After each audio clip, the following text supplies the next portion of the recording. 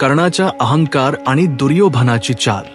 हस्तिनापुराचा दरबार सदैवच वैभवशाली आणि राजकीय सत्तेने भरलेला असायचा.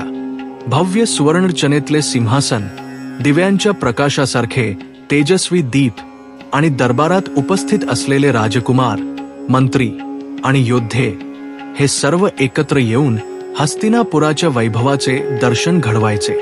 पण त्या वैभवामागे नेहमीच छुपा संघर्ष आणि गुप्त साजिशा असायच्या. सत्ता टिकवण्याचा, शौर्य सिद्ध करण्याचा आणि मानाचा. एका दिवशी त्या दरबारात कर्ण उभा राहिला. त्याचे तेजस्वी दर्शन, अद्भुत युद्ध कौशल्य आणि निर्धारपूर्ण चेहरा सर्वांच्या लक्षात आला.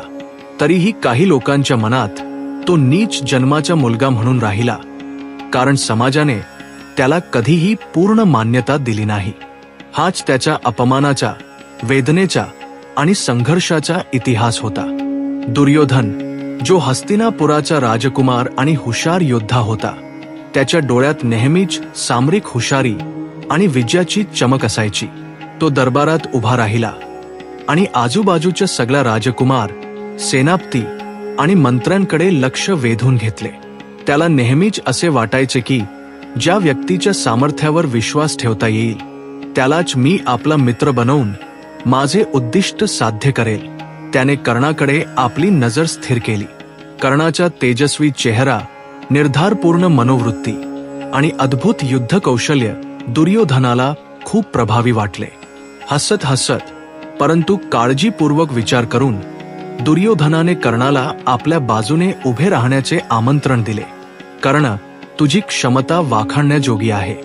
जर तू माझ्या बाजूने उभा राहशील तर तू फक्त स्वतःच नाही, तर संपूर्ण हस्तिनापुरासाठी एक वीर ठरेल.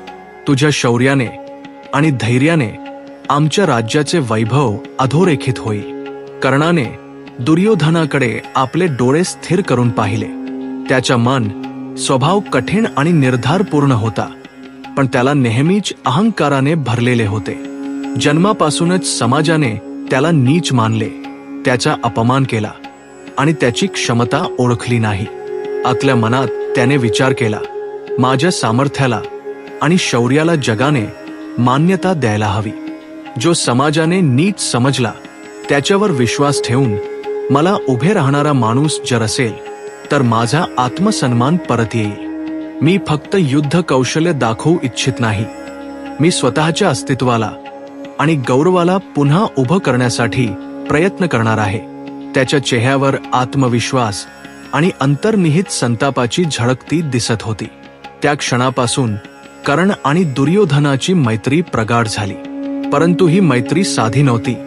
ती केवळ मित्रत्वाची नव्हती, तर सामरिक आणि भावनिक दृष्ट्या अत्यंत गुंतागुंतीची होती. कर्णाच्या मनात त्याचा अहंकार होता.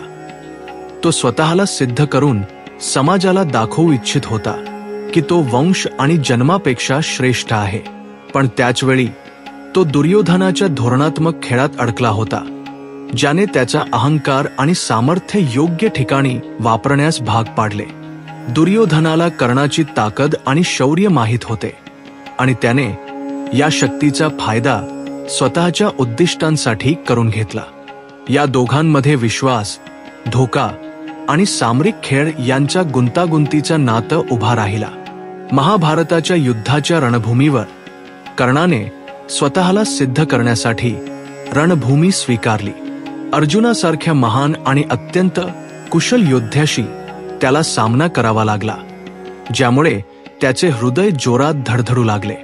रणभूमीतील वातावरण जणू आकाशाला स्पर्श करत होते. तलवारींचा आवाज, अश्वांचा गजर आणि रणसिंहासनाजवळील शत्रू मैत्रांच्या घोषवाजांचा गोंगाट. कर्णाच्या मनात अहंकार आणि शौर्य यांचे मिश्रण होते.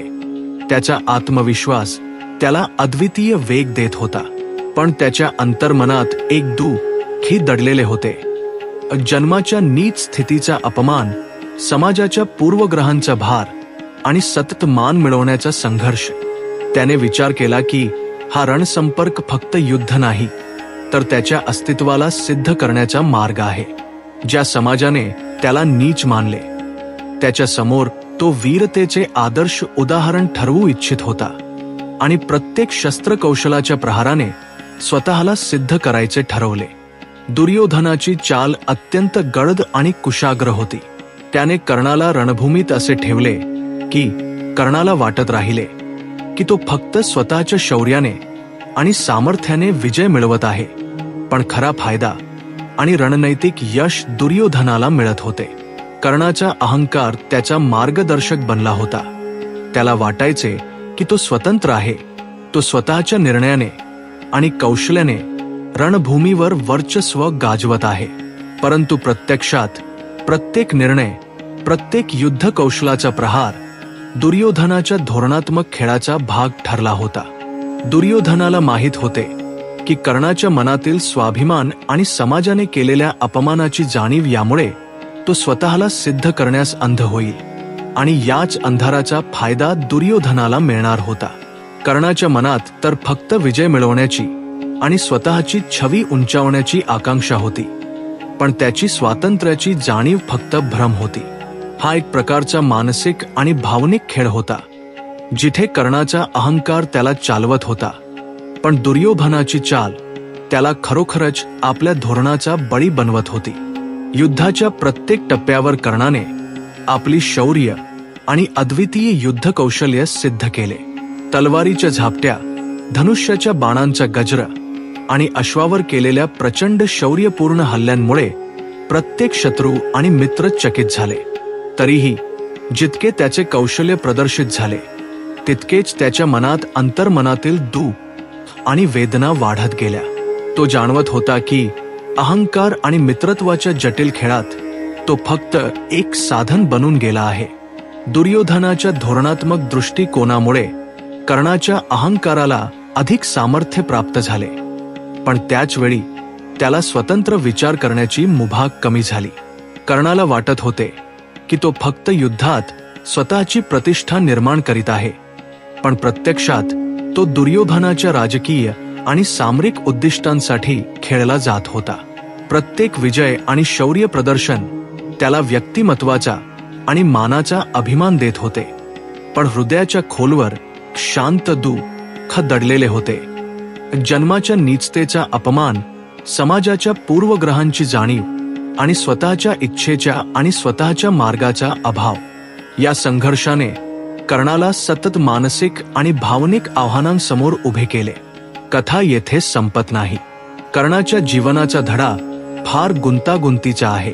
त्याचा अहंकार फक्त त्याच्या व्यक्तिमत्वाचा भाग नव्हता, तर त्याचा मार्गदर्शक होता. अहंकारामुळे त्याला स्वतःवर विश्वास होता, त्याला आपली क्षमता सिद्ध करण्याची तीव्र इच्छा होती आणि तो नेहमीच आपल्या सामर्थ्यावर गर्व करत होता. परंतु अहंकाराने त्याला काही वेळा अंधारात टाकले. तो फक्त विजय मिळवण्याच्या आणि समाजात आपले स्थान निर्माण करण्याच्या प्रवृत्तीने प्रेरित होता, परंतु स्वतःच्या निर्णयांचा परिणाम आणि आपल्या भावनांचा विचार फारसा करत नव्हता. दुसरीकडे दुर्योधनाची चाल अत्यंत धूर्त आणि रणनीतीपूर्ण होती. त्याने कर्णाच्या अहंकाराचा आणि सामर्थ्याचा उपयोग करून त्याला आपल्यासाठी एक अत्यंत शक्तिशाली साधन बनवले.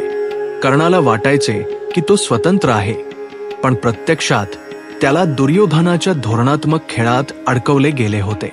त्यामुळे कर्णाने आपले सामर्थ्य सिद्ध केले, रणभूमीवर अपूर्व शौर्य दाखवले, पण त्याच्या भावनिक आणि सामाजिक स्वातंत्र्याला तो काही प्रमाणात गमावला.